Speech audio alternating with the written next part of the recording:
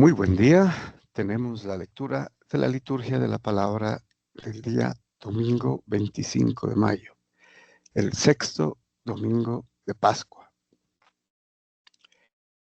Estamos por terminar ya, faltaría una semana para Pentecostés y precisamente adelantándose a este gran acontecimiento del Espíritu, la temática del Espíritu Santo comienza desde este domingo, ¿no? Sexto domingo de Pascua. Muy bien. Vamos a la primera lectura de este domingo y continuamos como todo el tiempo de Pascua, ¿no? En la primera lectura, los Hechos de los Apóstoles, que es la iglesia naciente. Bueno, tenemos el capítulo 15, versículos del 1 al 2 y del 22 al 29, que es prácticamente apartes de lo que ya se ha leído en la semana, ¿no? Durante la semana pasada. Muy bien, tenemos entonces lo que nos dice el libro de los Hechos de los Apóstoles. En aquellos días, unos que bajaron de Judea se pusieron a enseñar a los hermanos que si no se circuncidaban conforme al uso de Moisés, no podían salvarse. Bueno, lo hemos leído ya en una sesión anterior, y es precisamente el origen de la controversia, ¿no? Que se va a dirimir en el primer concilio de Jerusalén, en la historia de la iglesia. Y repitiendo, porque tiene una importancia, ¿no? Histórica, teológica, eclesial, es que los judíos consideraban al cristianismo como una secta del judaísmo. Por tanto, los que se convertían era como hacerse israelitas, ¿no? O judíos. Entonces tenían que circuncidarse según la ley de Moisés. Y en esto, pues, obviamente, después de esta controversia, el Espíritu Santo es el actor principal, ¿no? A través del primer concilio de Jerusalén. Bueno, continuamos. Esto provocó un altercado y una violenta discusión con Pablo y Bernabé, y se decidió que Pablo, Bernabé y algunos más de entre ellos subieran a Jerusalén a consultar a los apóstoles y presbíteros sobre esta controversia. Bueno, hay que recordar que esto sucedió en Antioquía de Siria, ahí donde estaba prácticamente la segunda iglesia, ¿no? Después de la de Jerusalén. Y allá llegaron, ¿no? Los judíos a indisponer, inclusive, como lo vemos luego, tomándose la palabra de los de Jerusalén, ¿no? De los apóstoles, inclusive. Bueno, continuamos. Entonces los apóstoles y los presbíteros con toda la iglesia acordaron elegir a algunos de ellos para mandarlos a Antioquía con Pablo y Bernabé. En este caso ya se ha discutido, ¿no? Ya se ha discutido y ya se ha llegado a una decisión, y es lo que ahorita en Jerusalén se envía, ¿no? A Pablo, a Bernabé, con la primera carta apostólica, ¿no? Sobre la decisión como resultado de la controversia. Entonces ellos vuelven a Antioquía, ¿no? Eligieron a Judas llamado Barsabás y a Silas, miembros eminentes entre los hermanos, y enviaron por medio de ellos esta carta. O sea, Judas, Barsabás y Silas eran los portadores de la carta, ¿no? Pero ellos iban también con Pablo y Bernabé. Bueno, este ya es el cuerpo de la carta. Los apóstoles y los presbíteros hermanos saludan a los hermanos de Antioquía, Siria y Cilicia, provenientes de la gentilidad. habiéndonos enterado que algunos de aquí, sin encargo nuestro, los han alborotado con sus palabras, desconcertando sus ánimos, hemos decidido por unanimidad elegir a algunos y enviárselos con nuestros queridos Bernabé y Pablo, hombres que han entregado su vida al nombre de nuestro Señor Jesucristo. Les mandamos pues a Silas y a Judas, que les referirán de palabra lo que sigue. Bueno, entonces a continuación pues la decisión, ¿no? Apostólica del primer concilio de Jerusalén. Hemos decidido, el Espíritu Santo y nosotros, no imponerles más cargas que las indispensables, que se abstengan de carne sacrificada a los ídolos, de sangre, de animales estrangulados y de uniones ilegítimas. Harán bien en apartarse de esto. Saludos. Bien, entonces destacábamos, ¿no? Aquí el comienzo, cómo empieza, ¿no? La decisión, como en la carta, y es como un subrayado, ¿no? Hemos decidido el Espíritu Santo y nosotros, y sabemos que el Espíritu Santo es el Espíritu de la verdad, es el Espíritu prometido por Jesucristo a la iglesia, ¿no? Que es quien va a dirigir a la iglesia y le va a evitar todo error, ¿no? Por eso aquí hablamos de infalibilidad. Esta decisión es infalible, puesto que está el Espíritu Santo dirigiendo, ¿no? A través de los apóstoles. Recordemos que todo esto es después de Pentecostés, ¿no? Varios años. Entonces la iglesia ya, eh, con toda la experiencia y con una organización incipiente, ha hecho lo posible esto para que se tenga en cuenta qué es la iglesia, ¿no? Inicialmente. Es el Espíritu Santo, o sea, Dios mismo, ¿no? En la iglesia. Bueno, aquí, obviamente, se tranquiliza a la gente en Antioquía y a los gentiles especialmente, ¿no? Porque era a ellos que se les empezaba a exigir que se circunciden para hacerse cristianos. Entonces aquí la decisión es no, no hay necesidad de la circuncisión. Abstenerse sí de carne sacrificada a los ídolos, como habíamos explicado, en ese entorno greco-romano se sacrificaba, ¿no? A los ídolos, o sea, a dioses falsos, carne, ¿no? De animal, de reses. Y, y esta carne luego se la consumía, ¿no? Inclusive a nivel comercial también era carne que estaba sacrificada a los ídolos. Y la gente lo sabía. Entonces, de esto sí les prohíben, ¿no? Porque sería idolatría. Animales estrangulados, el consumo de la sangre, que los judíos pensaban que era la vida, donde residía la vida, ¿no? Y las uniones ilegítimas. Bueno, muy bien, pasamos al Salmo responsorial 66, cuyo responso es: oh Dios, que te alaben los pueblos, que todos los pueblos te alaben. Bueno, este es un salmo también muy importante, ¿no? Es un salmo de acción de gracias, donde se ofrecían los sacrificios de paz, que se llama, ¿no? Era un salmo, como la mayoría litúrgicos, se cantaban en el santuario y se alababa, ¿no? Aquí podríamos decir eh, que todos los pueblos te den gracias, que es lo mismo que alabanza, ¿no?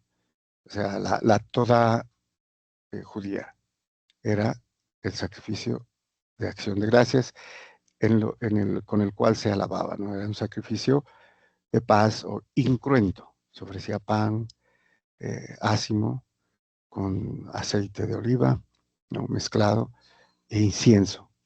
Bueno, este era un rito litúrgico de los judíos. Nos dice entonces el salmista: que Dios tenga piedad y nos bendiga, ilumine su rostro sobre nosotros. Conozca la tierra tus caminos, todos los pueblos tu salvación. Bueno, aquí ya empieza inclusive a hacer referencias mesiánicas, ¿no? A la era mesiánica, porque están todos los pueblos, conozcan, ¿no? Tus caminos y tu salvación, que sería el nombre de Dios, ¿no? El nombre ya en el Nuevo Testamento, Jesús, que es Yahshua, que es Dios salva.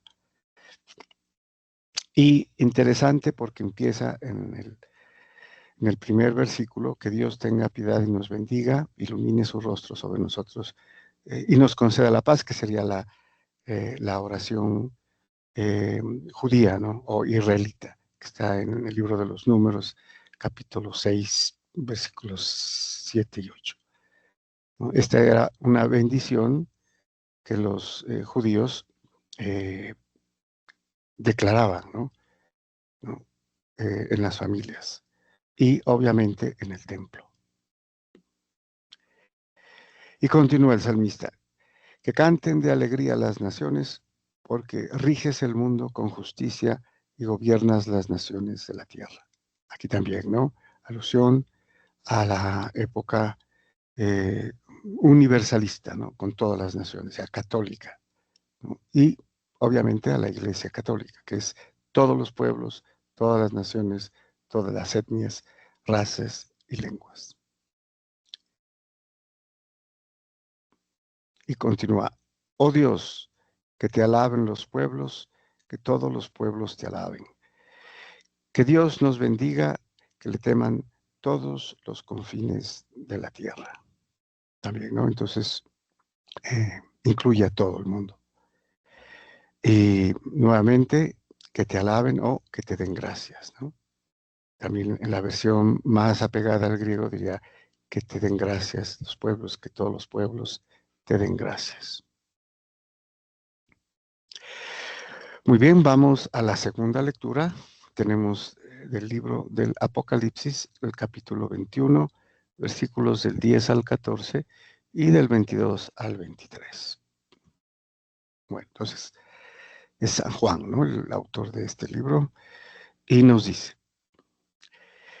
el ángel me llevó en espíritu a un monte grande y elevado y me mostró la ciudad santa de Jerusalén, que descendía del cielo de parte de Dios y tenía la gloria de Dios. Su resplandor era semejante a una piedra muy preciosa, como piedra de jaspe cristalino. Bueno, un poquito de contexto.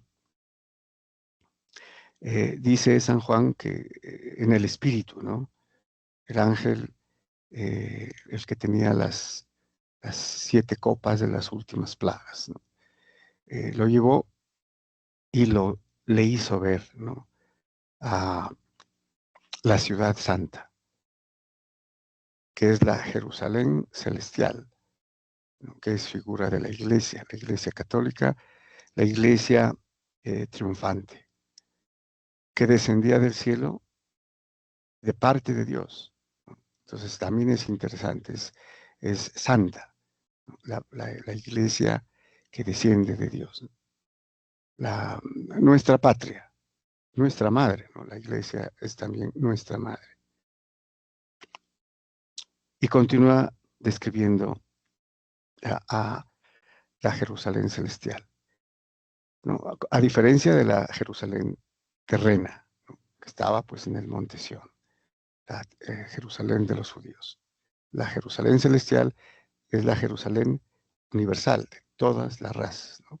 La Iglesia Católica es figura aquí, obviamente, del catolicismo. Tenía una muralla grande y elevada. Tenía 12 puertas y sobre las puertas 12 ángeles y nombres grabados que son las 12 tribus de Israel. Bueno, aquí nos faltaría unos versículos importantes y es que baja, dice, ataviada como la esposa, es la esposa la novia del Cordero, ¿no? La esposa. Entonces es la iglesia, ¿no? En últimas. Recordemos que este es el capítulo 21 del Apocalipsis, está a un capítulo de terminar toda la escritura del Nuevo Testamento. Entonces aquí el ángel le hace ver a la esposa del Cordero. ¿no?, de Jesucristo, que se hacen uno, ¿no? Y por eso la iglesia y Cristo son uno. No nos puede hablar a la iglesia sin su esposo, porque son uno, se hacen uno, ¿no? Eso obviamente figura del matrimonio, ¿no?, en el que se hacen una sola carne, el esposo y la esposa. Al oriente, 3 puertas, al norte, 3 puertas, al sur, 3 puertas, al poniente, 3 puertas. Y la muralla de la ciudad tenía 12 cimientos, y sobre ellos los nombres de los 12 apóstoles del Cordero.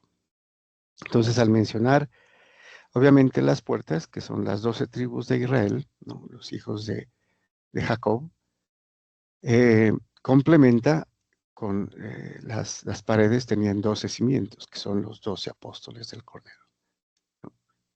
Bueno, la importancia del número 12, ¿no? Aquí está el Antiguo y el Nuevo Testamento. Los hijos de Jacob, las tribus de Jacob, y los 12 apóstoles de Jesucristo. Y en ella no vi santuario, pues el Señor Dios Todopoderoso es su santuario y también el Cordero. Bueno, sabemos que los judíos lo más preciado para ellos era el templo de Jerusalén, donde estaba el santo, ¿no?, o sea, el patio de los sacerdotes o el atrio de los sacerdotes, y el santo de los santos, el santísimo, donde estaba el arca de la alianza, ¿no?, con el propiciatorio donde estaba Dios, en medio de los dos querubines. Acá dice, no vi el santuario, porque el Señor Dios Todopoderoso y el Cordero es su santuario. Es interesante, en esta versión no aparece así, ¿no?, pero lo más cercano al griego diría así, ¿no?, pues el Señor Dios Todopoderoso y el Cordero es, no dice son, o sea que es un santuario, ahí está Dios, ¿no? Ese es el santuario. Ya no es el santuario judío, es el santuario del cielo, el trono de Dios. Y la ciudad no necesita de sol ni de luna que la alumbre, pues la gloria del Señor la ilumina y su lámpara es el Cordero. Entonces, aquí también tenemos esta descripción de que ya no hay sol ni luna, ¿no? Recuerden que en el Génesis es para que alumbre, ¿no?, los días y las noches, el sol y la luna. Pero estando Dios, ¿no?, en el cielo, o sea, esto es escatológicamente hablando, ¿no?, la vida eterna, la vida espiritual. Entonces ya no habría necesidad ni del sol ni de la luna, porque es Dios la luz, ¿no?, y su lámpara es el Cordero. Ya uno, no se puede dividir uno del otro, ¿no? Muy bien, pasamos al Evangelio. Tenemos el Evangelio según San Juan, que hemos leído durante este tiempo de Pascua. Tenemos el capítulo 14, versículos del 23 al 29. Muy bien, nos dice San Juan. En aquel tiempo dijo Jesús a sus discípulos, el que me ama guardará mi palabra, y mi Padre lo amará, y vendremos a él y haremos morada en él. Bueno, qué importante esto, ¿no? El que me ama, de aquí utiliza el verbo agape, ¿no?, el amor de entrega, el amor incondicional, el amor por el otro, sin esperar recompensa, ¿no? El que me ama de esta manera. Recuerden que hemos explicado, pues muy tangencialmente, ¿no?, que el eros es un amor de atracción, ¿no?, más carnal, digamos, ¿no?, como el de los novios, decíamos, el de los esposos, ¿no?, también. el filos o el fila, que es el amor entre amigos, ¿no? La confianza entre amigos. Pero el ágape es el amor divino, ¿no? Y ese es el que se utiliza aquí. Entonces, el que me ama guardará mi palabra, obedecerá lo que yo he mandado, ¿no? El Evangelio. Todo lo que hay en el Evangelio. Y por eso implica confianza en el que lo ha dicho. Creer en Dios es creerle a Él lo que ha dicho. Y si se cree en lo que ha dicho, se obedece lo que Él ha dicho, ¿no? O sea, una cosa lleva a la otra. Entonces, no es creer solamente como una actividad intelectual, creer en alguien, ¿no? Sino creerle y obedecerle. Bueno, y mi Padre lo amará y vendremos a Él, ya incluido el Hijo y el Espíritu Santo también, ¿no? Porque el Padre, el Hijo y el Espíritu Santo son uno y haremos morada en Él. Muy grande esto, ¿no? O sea, la Santísima Trinidad, nada más ni nada menos, el mayor misterio de la cristiandad, ¿no? Haremos morada, viviremos en Él, quiere decir. El que no me ama no guarda mis palabras. Y la palabra que están oyendo no es mía, sino del Padre que me envió. Bueno, entonces, la palabra del Padre. No sabemos que Cristo es la palabra de Dios. Es Dios. Podremos decir la palabra del Padre, lo dice aquí Jesucristo. Entonces siempre tenemos esa triada, digámoslo así, ¿no? Eh, el Padre, el Hijo y el Espíritu Santo. O sea, hay alguien que diga algo. Hay lo dicho y también el significado de eso, ¿no? Ahí están, Padre, Hijo y Espíritu Santo.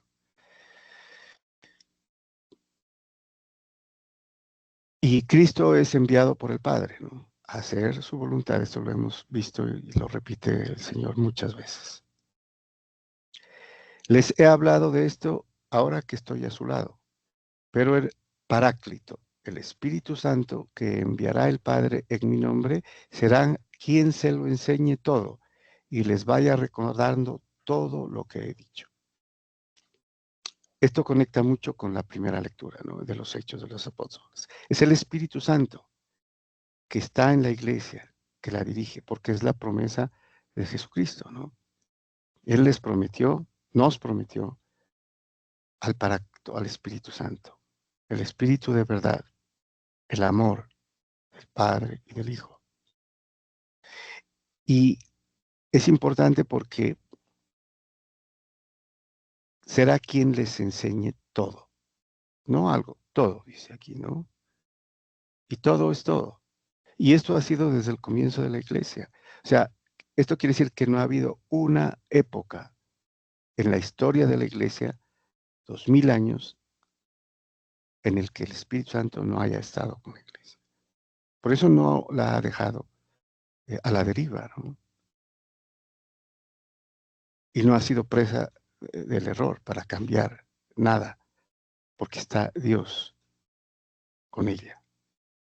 Y está Cristo con ella, ¿no? Su esposo. Y está el Padre. Viviremos en Él, haremos morada en Él. Y esta es la iglesia. Y les vaya recordando todo lo que les he dicho. Aquí hay necesidad de recapacitar de que desde el momento en que los apóstoles empezaron a predicar, después de la muerte, resurrección y ascensión del Señor Jesucristo al cielo,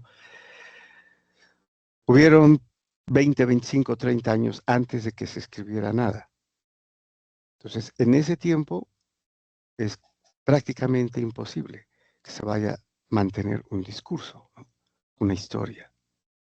Humanamente imposible, porque se distorsiona, ¿no? En esto hay que recurrir al famoso eh, ejemplo de que cuenta a alguien algo y al siguiente personaje que se le cuente, él va a cambiar algo, ¿no? Y posiblemente en unas pocas personas que pasen una historia o un cuento así sucesivamente, va a terminar en algo muy diferente, ¿no? Porque cada uno agrega algo, porque interpreta y al interpretar cambia y pone de su propia experiencia. Por eso esto es más que un milagro, que se haya conservado la tradición de la iglesia, la enseñanza de Jesucristo a sus apóstoles, no, hasta después de 2000 años, en el momento en el que estamos leyendo esto.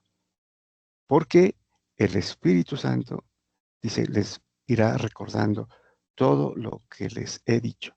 Y esto ha sucedido en toda la historia de la iglesia. La guía y la enseñanza, ¿no?, del Espíritu Santo. Y hablamos por eso del magisterio de la iglesia, que por Dios, el Espíritu Santo es eh, infalible, no cambia, ¿no?, en lo esencial. Muy bien. La paz les dejo, mi paz les doy. No se la doy como la da el mundo. Bueno, aquí es la paz de Dios, la paz del Señor Jesús. Por eso Él dice, mi paz les doy. Y esto es lo que esperaban los judíos, ¿no? Y por eso ellos dicen, la evidencia de que no ha venido el Mesías es porque hay guerras, hay problemas, ¿no? Pero esta paz es la verdadera paz, es la paz espiritual, la paz con Dios, ¿no? El hecho de que el Señor nos ha redimido al morir en la cruz y resucitar. Y Él puede ya vivir en nosotros, ¿no?, y nosotros en Él. Esa es la paz. Por eso dice, no se la doy como la da el mundo. Porque la paz no es estar sin guerras, ¿no?, o estar sin problemas, pero estar con Dios. Esa es la paz.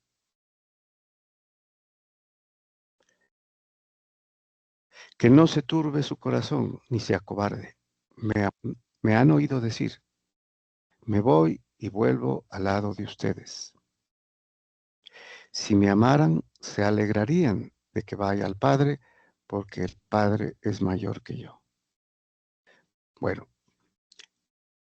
se alegrarían de que vaya al Padre, porque es cuando Él va a enviar al Espíritu Santo, ¿no? El Espíritu de la verdad, el que no puede fallar. O sea, Dios mismo, ¿no?, se ha derramado en vuestros corazones. El amor por el Espíritu Santo que les ha sido dado. Eso lo dice San Pablo, ¿no?, en la carta a los romanos. Entonces, para la promesa de Jesucristo del envío del Espíritu Santo. Entonces dice, se alegrarían. Si me amaran, se alegrarían de que vaya al Padre, porque el Padre es mayor que yo. En ese momento en que estaba hablando Jesucristo, ¿no?, Él está en el contexto de la última cena. Pero luego tendrá que ser glorificado con la muerte en la cruz, resucitado y ascendido al cielo. Y entonces tendrá la gloria que tenía antes, ¿no?, junto al Padre, así lo dice luego en los evangelios. Por eso dice, porque el Padre es mayor que yo. Pero en esencia, en cuanto a la divinidad, es igual al Padre. Pero esto sucederá ya en la ascensión. Por eso les dice, se alegrarían de que vaya al Padre, porque ya ahí tendré la gloria que tenía antes junto al Padre, y les enviaré el Espíritu Santo. Que el Padre enviará también, dice, pero también en otras que yo les enviaré, porque cumple lo que promete, ¿no? Es Dios, y Dios, la fidelidad de Dios es que Él cumple todo lo que ha prometido. Muy bien.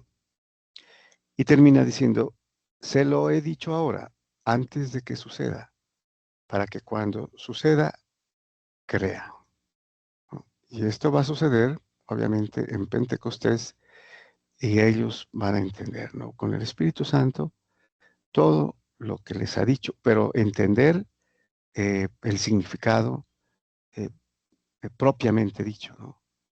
Por eso la iglesia apostólica es la intérprete de la Escritura, porque está el Espíritu Santo, ¿no? y el Espíritu interpreta a través de la Iglesia verdaderamente la Escritura. Muy bien, muchas gracias y bendiciones.